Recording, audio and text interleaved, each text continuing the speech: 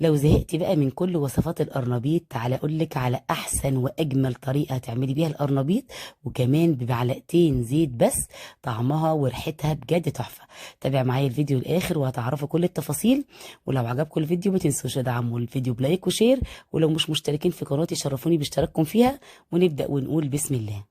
اول حاجه كده معايا قرنبيطه صغيره وزنها حوالي 400 جرام، هقطعها بالشكل اللي انتوا شايفينه ده.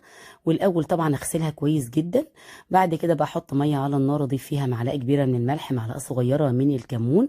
طبعا الكمون بيبقى مفيد مهم جدا جدا عشان الغازات. وبعد كده بقى اول ما الميه ما تغلي هضيف القرنبيط.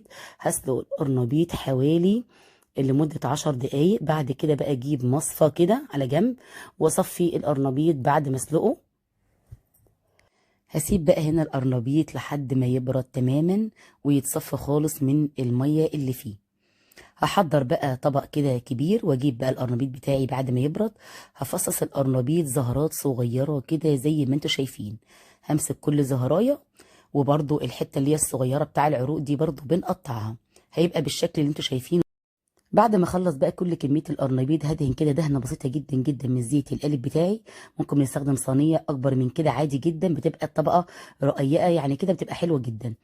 هجيب بقى بوله كده واضيف فيها كوبايتين من الحليب، عليهم 3 بيضات. نقدر هنا برضو نقلل كميه البيض، يعني ممكن نخلي بدل 3 بيضات نستخدم بيضتين عادي جدا. هنضرب بقى كده البيض مع الحليب. والصينيه برضو زي ما قلت لكم، الصينيه تقدروا تعملوا صينيه لو عايزين الطبق رقيقه، هتبقى افضل واحلى من ان هي تكون تخينه. وتعملوا في صينيه كبيره مقاس 30 مثلا بتاعه بسبوسه، او صينيه او قالب مقاس 30. بعد كده هضيف بقى نص معلقه صغيره خالص من البيكنج باودر، و3 معالق كبيره من الدقيق. هقلب الخليط برضو كده. وما ننساش الملح، نظبط برضو الملح بتاعنا. وعندي بقى هنا كده كزبره مع شبت مع بقدونس، انا دول اللي كان متوفره عندي في الثلاجه. تقدري برضو تستخدمي كزبره بس او شبت بس او الاتنين مع بعض عادي جدا. وهضيف هنا نص معلقه صغيره من الثوم المفروم. والتوابل بقى احط هنا معلقه صغيره من الكمون، معلقه صغيره من الكزبره، ومعلقه صغيره من الفلفل الاسود. وكمان هضيف برضو معلقه صغيره من البابريكا.